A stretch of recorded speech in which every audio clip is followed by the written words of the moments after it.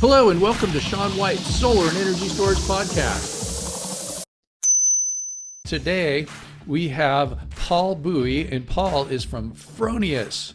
Hey Paul, what's going on? Hey Sean, thanks for having me here, part of the podcast. I'm honored and I'm excited to be here to ultimately talk about the solar industry and hopefully talk about some few fun things.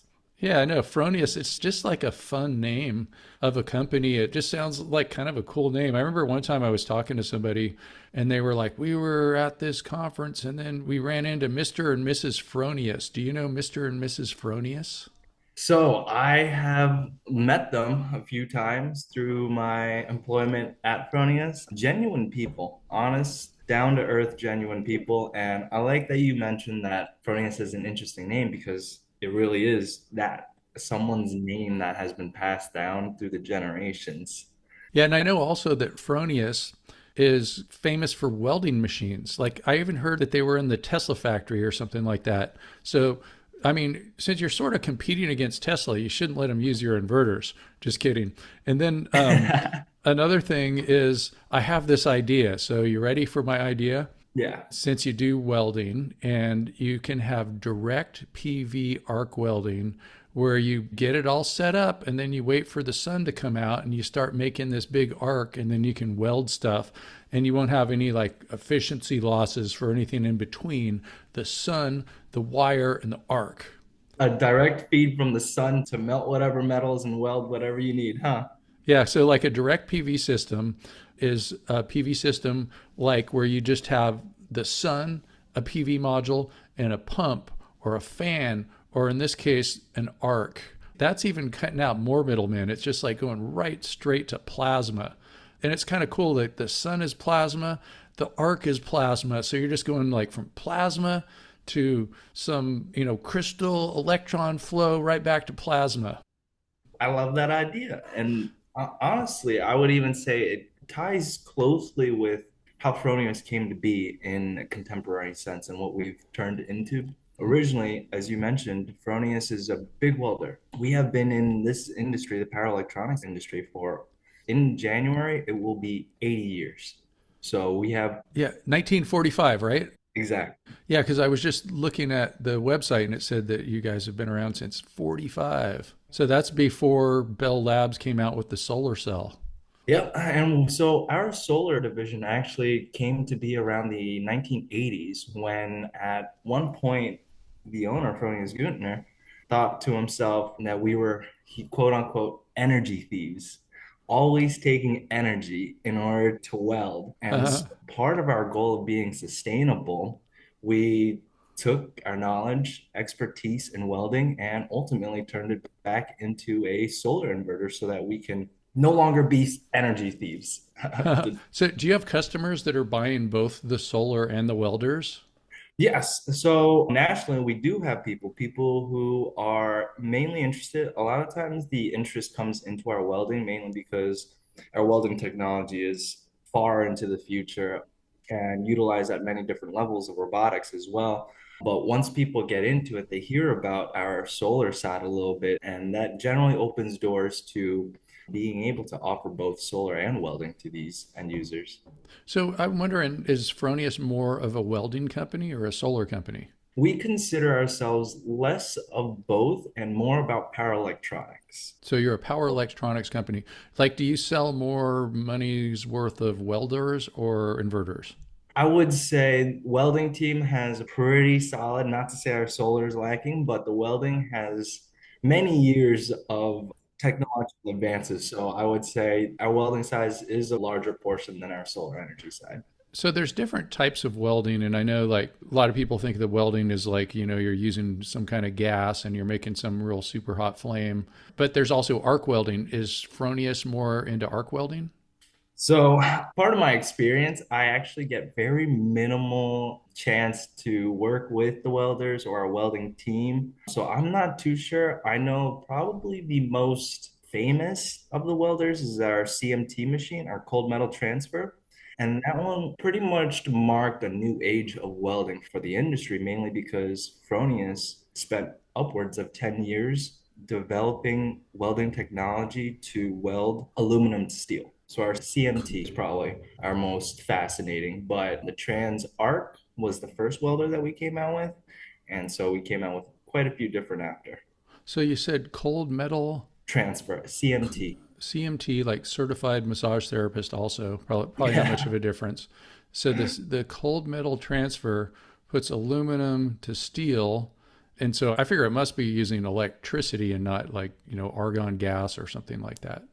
Yeah, somewhere Uh along those realms. If I had a welding expert next to me, I'd be able to answer all your questions on that. huh. Okay. Those I've been around some welders, and they're crazy. So be thankful you don't have to hang out with those crazy people.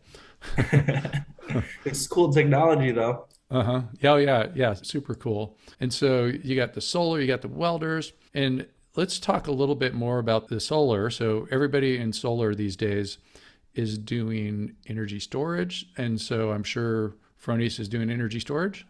Yep. So just a few months ago, we had officially brought the Fronius Gen 24 to the US market. And this marks our first ever hybrid inverter that we are introducing to the US market. Cool. And so about the kinds of inverters that Fronius has, what's like your smallest and your largest inverter? Yep. So the smallest inverter that we offer is a 3.8 kilowatt single phase residential Gen 24, and it comes in two models starting November 18th. We will be offering it also in the Gen 24 Plus version. So originally, the inverter is actually developed to be a solely grid tied inverter. So the version that we actually offer to the market right now is a grid tied. However, come November 18th, we will be releasing a software update that allows people to make the transition from a grid tied inverter to a hybrid capable inverter. Okay, so let's even talk about that inverter a little bit. So it's a 3.8 kilowatt inverter, so that's 3,800 watts. And if we take watts divided by volts, we get amps.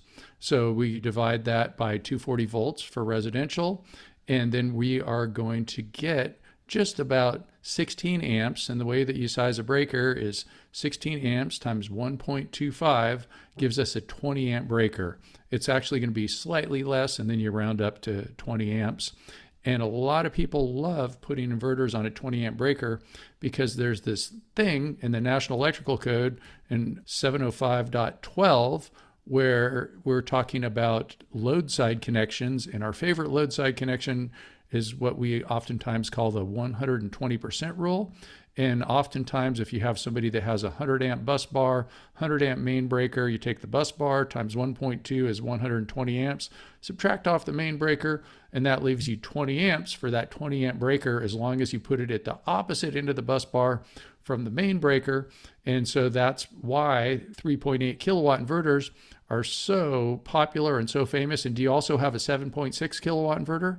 We actually have a 7.7, so we went up a little bit larger. We did offer, which we actually still do offer, the Primo 7.6. It was really good mention how you mentioned that because the 3.8 and some of the sizing of the inverters, what the industry doesn't know is that they were sized to fit those types of applications where you have 100 amp. And when you add additional size, the 7.6 also fell into this similar realm. So we did upgrade it now. The Gen 24 is no longer a 7.6 like our Primal, but a 7.7. So, as far as being a 7.7 with the math, it kind of makes it so you're slightly larger than a 40 amp breaker. And I imagine that you're probably making it so it works with a 40 amp breaker. So, when you're talking about voltage, you've got 240 volts. And they call that nominal voltage. So maybe sometimes it's a little bit lower and a little bit higher. So when it's a little bit higher, a little bit over 240, maybe you have it. So that's when it's putting out 7.7. Is that? I think we'll be like very close. So let's see. If I did the exact math and I took 16 amps times 240 volts, I get 3,840 watts. And so if it was 3,850 watts, so it's only 20 watts difference is what we're talking about there. If we're talking about the 40 amp breaker, you would be like 20 watts over. So do you limit the current a little bit? I remember that a long time ago, there used to be this inverter. They called it a 4 kilowatt CL for current limited inverter. And is that what you guys are doing? Because I imagine, can you put it on a 40 amp breaker? at 240 You volts? you should be, yes, you should be able to put it onto a 40 amp breaker with no problems at all. But as for your question regarding its current limiting, I'm not too sure if it's current limiting. Well, it must if you could put it on a 40 amp breaker, it's doing something like that. Yeah. Because if you did the math with 7.7, you would be just slightly over. But I bet you if you look on the data sheet for that inverter, it probably says 32 amps. I bet you that's probably what it says there. Should be very close to it, Sean. The rated AC output of the 7.7 kilowatt inverter is 32 at 240. Yep, so it's exactly 32 amps at 240. So they've limited the current to 32 amps so it works out because I couldn't imagine going over by that small of an amount. But anyway, so that's your smallest inverter. And what is the rapid shutdown solution you're using for that? That's probably mostly used for residential. As far as like we were talking about, the first one we talked about was the 3.8 kilowatt, right? And then the 7.7 kilowatt. So what are you using for rapid shutdown for these inverters? Great question. So for the Gen 24, with our previous experience with our commercial line inverters, actually, so this stems from our commercial line inverters of the SIMO Advanced series. The rapid shutdown of choice for that device was the AP Smart RSD S PLCs. Uh huh. So that product worked fantastically with the SIMO Advanced series of PLCs, and we wanted to carry that on over to our Gen 24. So what you'll see is that we have compatibility with both AP Smart's RSD-S PLCs as well as the RSD-Ds. Okay, so you guys are using the AP Smart for rapid shutdown for those particular inverters. Yeah, I remember when rapid shutdown first came out, and a guy called me up and he said, "Hey, come talk to us." And I did like a tiny bit of consulting, and they're like, "What do we do? It's got to do all this module level shutdown stuff." And I was like, "Well, maybe you should have been there at the meeting when they were deciding all that stuff, and there's not much that I can do." And it's Mhm. kind of funny. His name is Brett Young. I know he hasn't been there for a while. And did you ever know Brett or hear about him? That name sounds really familiar. I may have met him before. I may have met. But what's funny is just by random coincidence, he lives right down the street from me in the house that my uncle used to live in, decades and decades ago, like when I was a little kid. What a small world. Yeah, and I see him at the gym once in a while. So he's a super nice guy, but he was working at Fronius and had me come over there and do some, try to do a little bit of consulting and stuff like that. So then what about your biggest inverter? What's the biggest Fronius inverter? What voltage do you go up to on the DC side? So as of right now, the largest sized inverter that Fronius has to offer to the American market is going to be our Simo Advance. It is a 24 kilowatt inverter featured in 480 volts. Great. So you're going up to 480.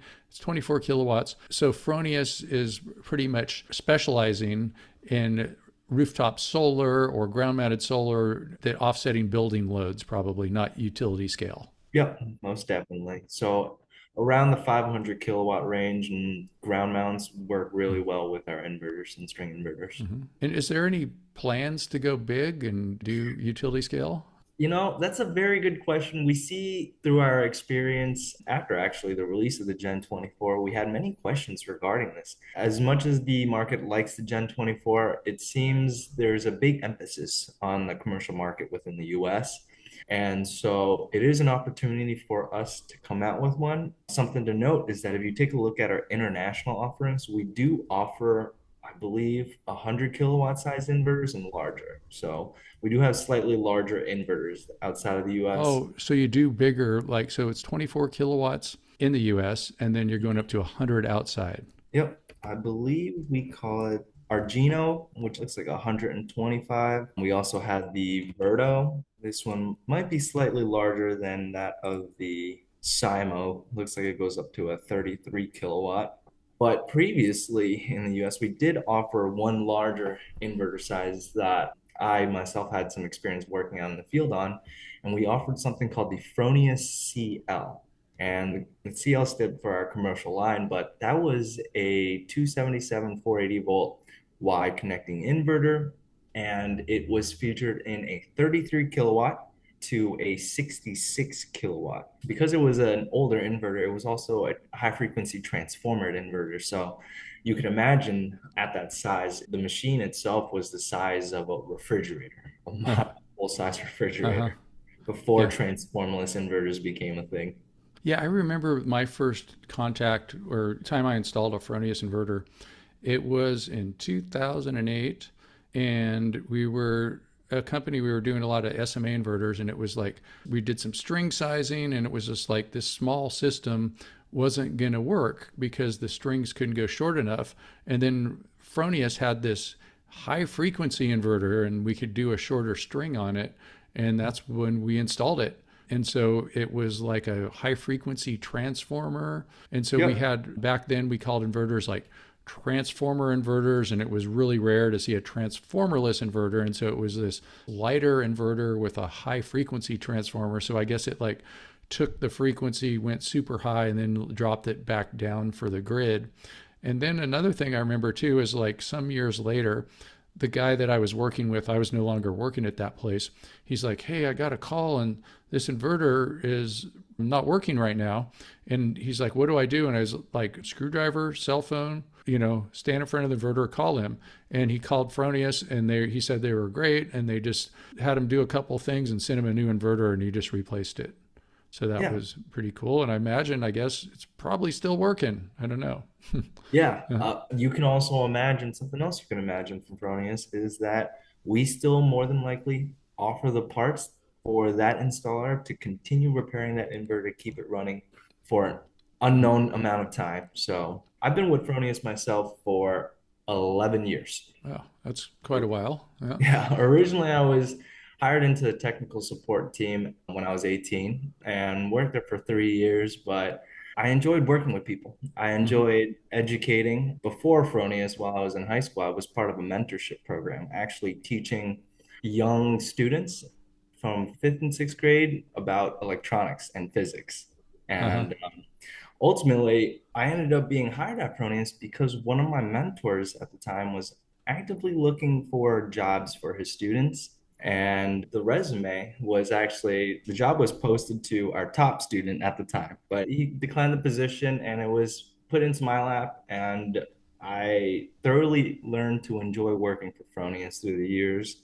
And it's partly challenging for me to look elsewhere, mainly because of who Fronius is and what they really built themselves on. Something to note is that 4Ps, Fronius revolves around people, product, policy, and profits. How about persimmons? They're pretty good too.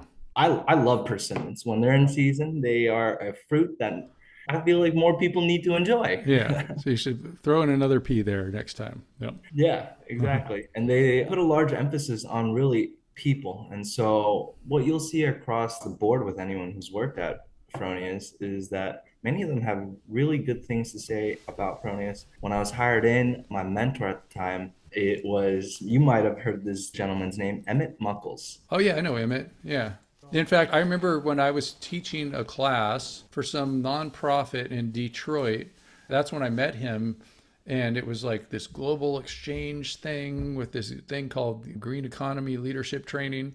And it was Yep. like this dangerous neighborhood in Detroit where you could just listen quietly and they hear the houses collapsing.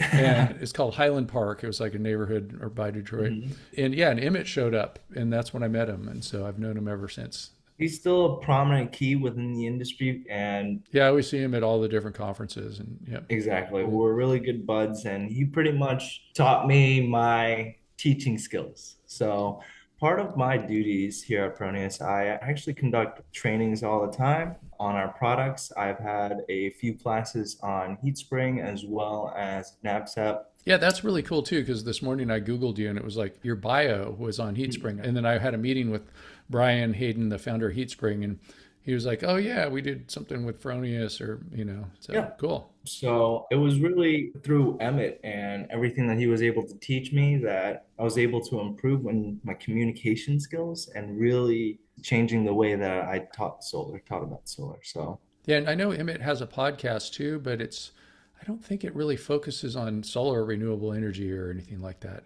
I don't think he's been doing it lately too, but Yeah. I'll have to double check.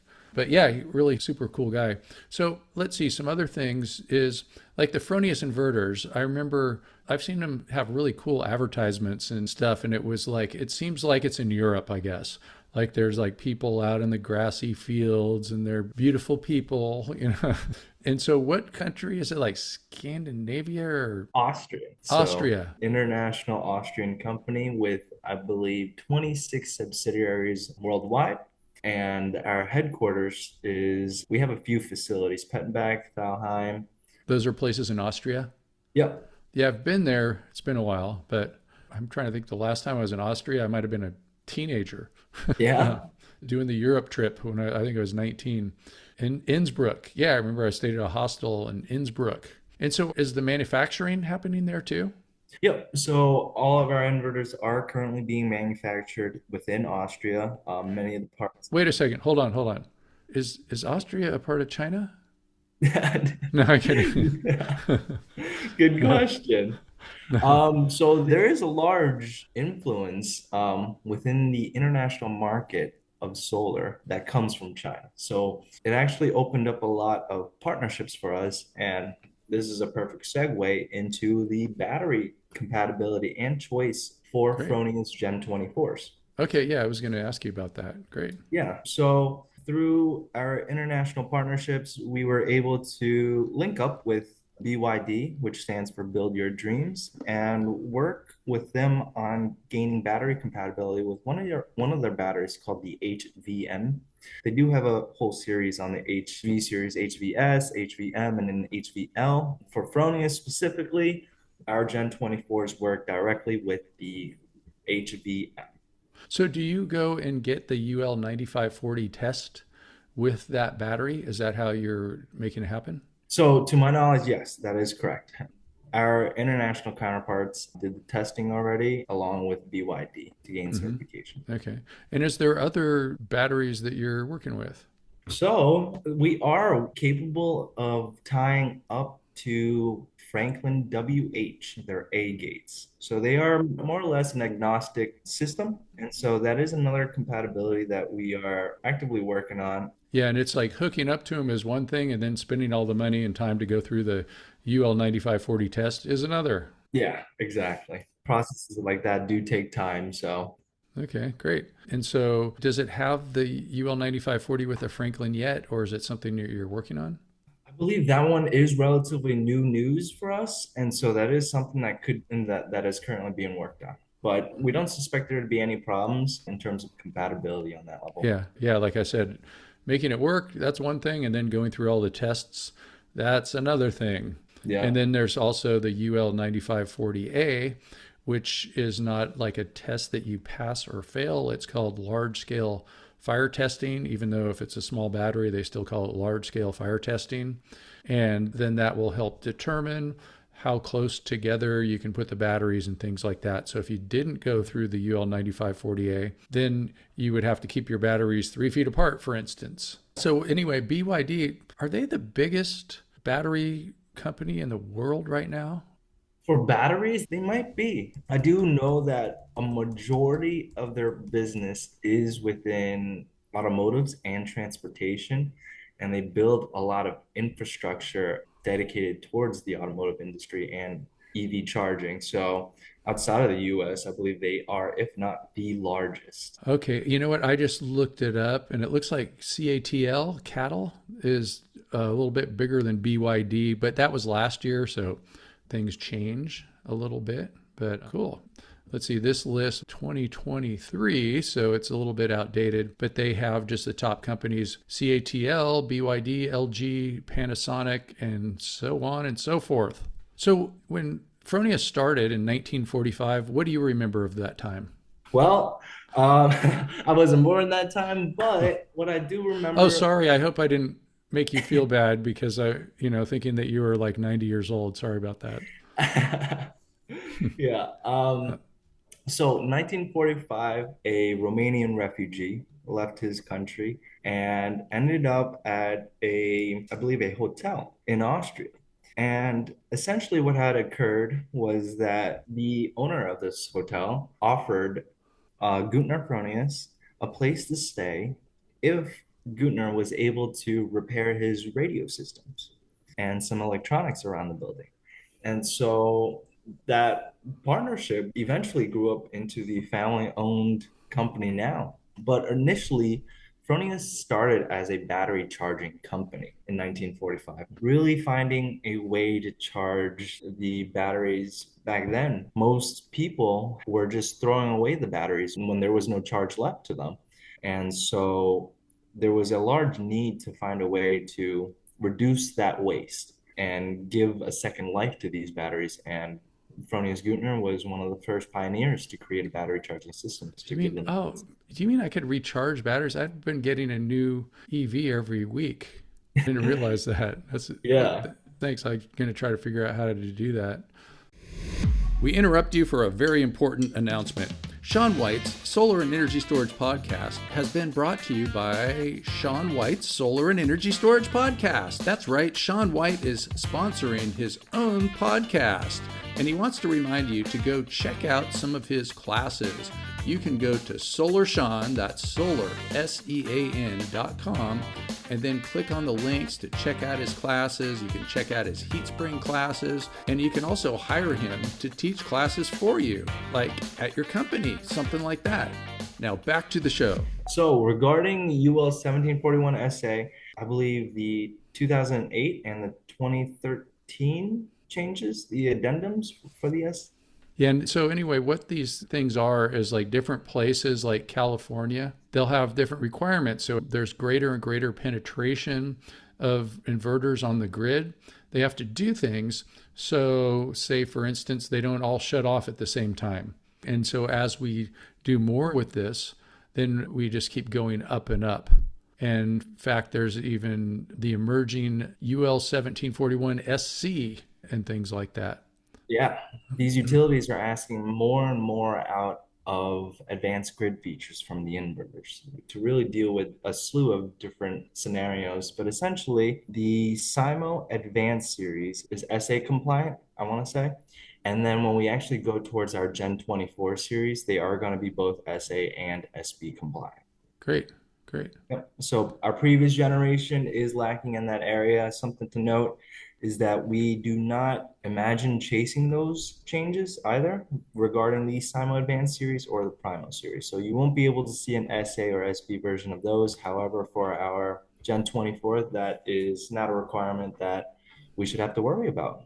Great, great. And so some other things too is maybe about non-exporting. So let's say that you are in a place where you don't get good credit for sending back to the grid. You don't get one for one net metering. So how does your system work with that?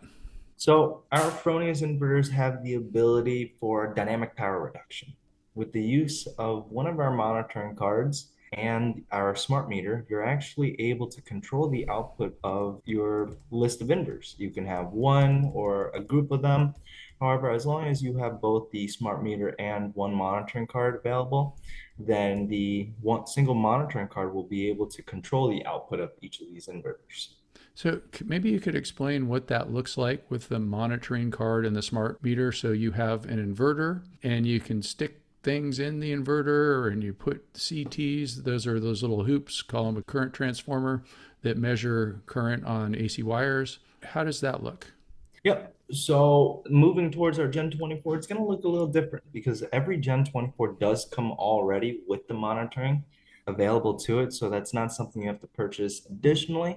But when you take a look at our older products, our Snap Inverter series, specifically the SIMO, you do have to get a Data Manager 2.0 installed. So it would be an addition to it, but that's specifically for the commercial So side. is that like when you say a card, that's something that you stick into the inverter? Yep, a physical card, plug and play. So there is going to be a dedicated slot within the inverter that allows you to just plug that card right into it. Sort of like how you have a SIM card in your phone. And then, like the new modern ones, you don't even have to put a card in it. Yep, no need for a card Hmm. into it. And the most that you have to do is going to be adding a smart meter. So it is a separate device that is offered. It looks very similar to if you've heard of Continental Control Systems, they offer a few different smart meters, but one of them specifically that they offer is a Fronius branded one and with Fronius software to it. And so that one is dedicated for use with our inverters. That, along with some CTs, as you mentioned, rated at 0.33 millivolts. Basically, you would install the smart meter by your AC panel, run your CTs onto your load side, and have your consumption data monitoring and being fed back into the inverter to be displayed on a monitoring website. Okay, and so you get this separate meter. How do you connect that to the inverter, the smart meter? Yep. The smart meter will have its own dedicated slots. We have a on each of the inverters and monitoring cards. So each of the monitoring cards, if you may will, they will have some Modbus inputs. So the smart meter is something that you stick into the inverter? In this case, it's actually going to be a separate small little box. A little box that you put on the wall or something. Yep. You can Mhm. install on the wall. Does it have a display on it, like an electric meter, where it tells you how many kilowatt hours and things like that?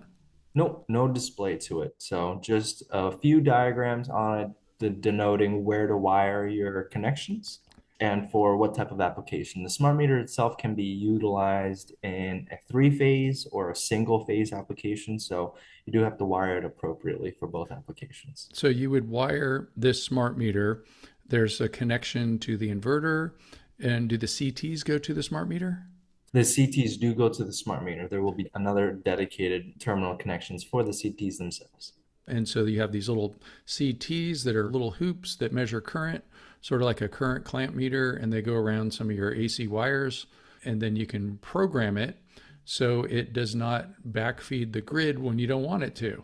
Exactly. And you can also set it to a negative backfeed to fully ensure that there is absolutely no power that's being fed into the utility as well. So, like a little bit of a room for error, I guess you could say. And then you coordinate that with the battery inverter, like with your hybrid inverter.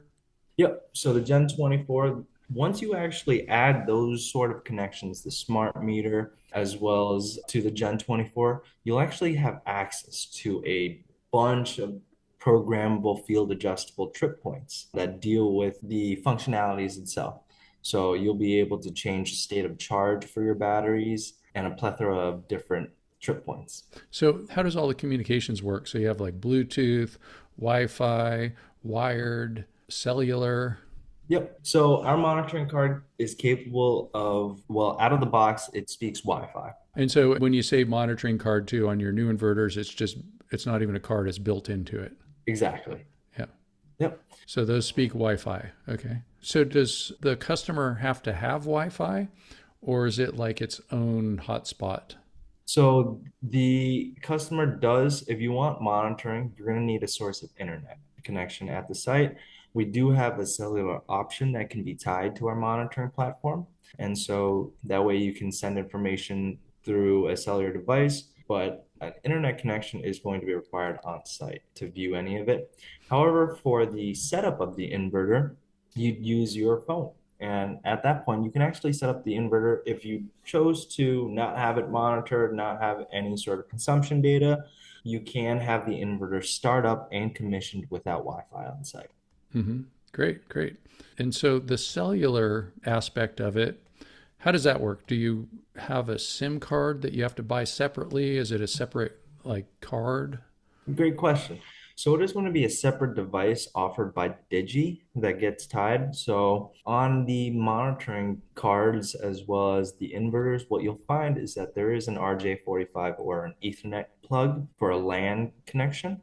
And so when you purchase the cellular device that's offered by Digi, you would essentially just plug into that LAN port on the inverter itself. The Digi device is a cellular modem. Okay, so it's like a modem and it has like a Cat5 cable that plugs into where it says LAN, local area network. You got Great. it. Okay. All right. So we're getting all this stuff all figured out.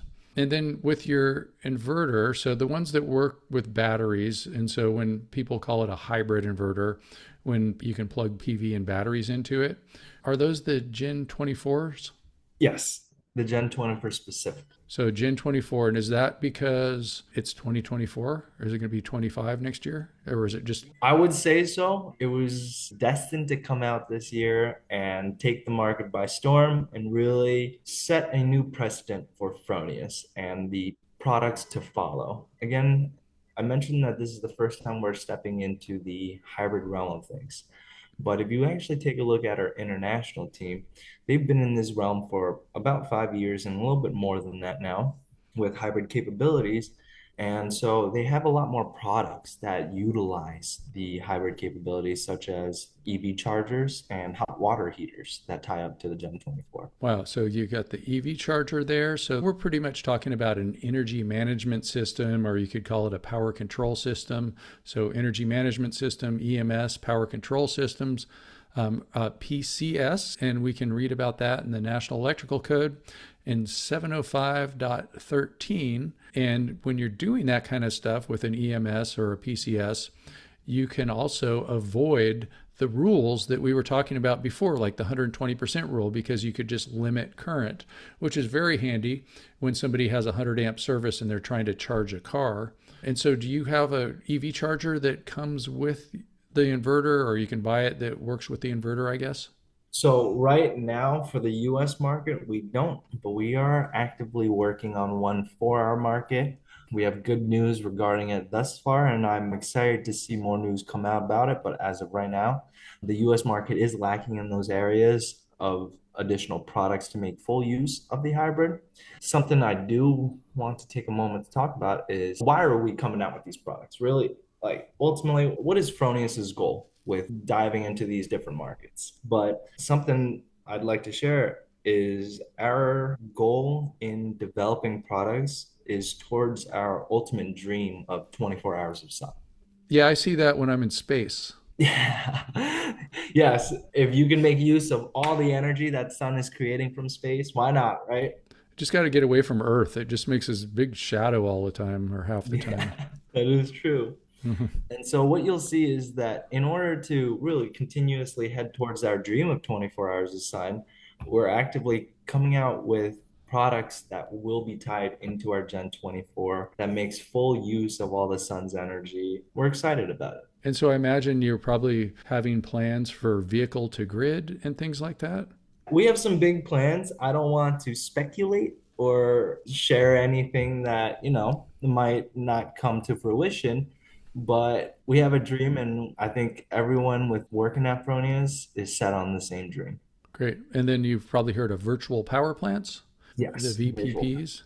Yep. So we've been exploring VPPs for, I would say, like they came into our industry and the talk of it started to really arise about 3 years ago or so. Yeah, and well, since Fronius is from Europe, that's where they were sort of invented, I guess. Virtual power plants. And so you coordinate together all kinds of batteries all over the neighborhoods. And what if you had 10,000 10 kilowatt hour batteries? And then you get something substantial. If it could be controlled all together as a unit, it's like the swarm method. Instead of having one big energy storage plant, you've got a swarm of them, which actually can work better in a lot of ways, especially when it's going to start working with the vehicle to grid. But we're just pretty much here talking about future things. It's not, it's a future thing. Yeah, we love the future. Yep. It's like we're there. I'm excited for what it has to offer. Tomorrow will be another crazy day for us, huh? Yep. Okay, Paul. So how are you going to single-handedly stop climate change, sea level rise, all that kind of stuff? You're gonna drop a loaded question on me? Well, I'm gonna stop it with the help of like-minded individuals such as yourself. All right, I, we're doing it. Yep. yeah, One of the things that I've thought about too is like you can break numbers down into small fractions and 10 to the 25th or 10 to the negative 25th. And so you could get it down hard enough to where you could say that like 1 kilowatt hour that you didn't make with fossil fuels prevents the sea level from rising something like 10 to the negative 25th meters or something like that, So it is possible. So every step is important, even though there are lots of small steps. It just takes a whole bunch of small ones. exactly. So do your part in keeping sea level from rising 10 to the negative 25th meters today. That's what we want everybody out there to do. So that all that means is just saving a kilowatt hour from being made by something that is made by combustion, like Yeah. burning things, like caveman style energy, just like the flame. Yeah. Caveman, like, come on, we're in the future. We use crystals, Yeah. we use silicon, we do all that stuff. That's the way to do it. Yeah. I mean, you think about like coal and nuclear, it's like a tea kettle. They're like exploding water and making steam and spinning these things, and all these spinning bearings are going to get worn out and all that kind of stuff. Yeah. And things can break and all that. It's just like silicon crystals, folks. That's the way to do it. Exactly. Mm-hmm. Yeah, the idea of drilling into the earth for our energy needs is really barbaric in a way, wouldn't you say? Yeah, like so I have this plan where like this would actually work is if you wanted to get carbon out of the atmosphere, you make hydrogen, you could turn hydrogen, attach carbon to it, turn it into essentially like a fossil fuel that's made from renewable energy, and then inject it into the ground where we pulled all the oil out. Yeah, give it back to the earth. Huh? Yeah, and it's like I guess it would be a lot easier not to have pulled it out in the first place, but hey, who said we wanted to do everything the easy way, you know? Yeah. So all we have to do is make up for what us and our recent ancestors from like so many generations have done by pulling that fossil fuel out is to put it back in. And we've Yeah. got AI, we've got technology, we could do it. We can make hydrocarbons with solar, with silicon solar cells. We can turn it into hydrogen, turn it into hydrocarbons, and then put it back in those oil wells. Welcome to the future. That's my theory, and I'm sure a lot of people think I'm crazy. I think it's a great idea. Any type of idea that helps capture carbon and giving it back to the earth is a good idea. Although I think Mother Nature has us beat in that aspect. And I like how I'm constantly reading about how countries are actively developing ways to capture more carbon, right? But honestly, Mother Nature already did it with their trees, the number one carbon catching machines out there. Yeah, the other thing too that I was thinking about is we could take all those trees, turn into like this pulpy wood chip, and we could put that underground too. Yeah. Because like one thing about the trees too, though, is like once they decompose, it's like they could be sending the carbon back into the atmosphere. Like if you eat a tree, then you'll like have gas, and that's like methane and stuff like that. So Yeah. Fallen trees give way to good mushrooms. uh-huh. So, Yep. yeah. And then let's see, those mushrooms get eaten by hippies, and Yeah. then those hippies breathe out the air, which has got carbon dioxide in it. That's the problem. So that's why we need to just take all those mushrooms, take all those hippies, take all those trees, and take all the fossil fuels, and then put it back underground. Yeah. That's a good idea. Just kidding, hippies. We're not going to be doing that for you. And crazy topics. And I guess the other thing is like rocket ships and stuff like that. It's like they take a lot of fossil fuel and burn in the atmosphere, and I'm sure it's like a net loss as far as carbon goes. But then some of it they take off planet, and then Mhm. all of a sudden it's not going to be caught in the carbon cycle. Yeah. So crazy thoughts, thinking Great. crazy. Always want to have fun Yeah. and not get depressed. Yeah. So, all right. And just another thing, too, that's kind of weird is in Alaska, my brother's a wildlife biologist in a place called Haines, Alaska, Southeast Alaska. And the glaciers are melting so fast that the sea level is actually going down because the glaciers are melting off the land and the land has less pressure on it and it's rising. And it's like, actually, it's totally happening. And he has beachfront property, and maybe it's something like an inch a year, something like that, maybe a little bit less. But, if he's been there for 25 years or something like that, which he has, it's like we're talking about over a foot of more, like mean high tide is that much lower. So it's the opposite of sea level rise. And so if you can't beat them with climate change and global warming and sea level rise, move to Alaska, then you have sea level lowering and things like that. So That is absolutely fascinating. yeah, it's pretty crazy. Yeah. Yeah, beachfront property in Alaska. He's like knows some people where the sea level as the sea level is going down relative to the land, the sea level is still going up, but just the land's going up faster. And they had like a gradual slope, and they've gained like tons of acres because it was just a gradual slope. That's incredible. And so your property line goes up to what they call mean high tide. So crazy. Yep. Yeah. Thank you for teaching me something new today. Yeah. All right. All right, Paul. So, yeah, and thanks for being here on the podcast. And how do people find you, and how do you like turn them on to buying like all Fronius inverters and nothing else?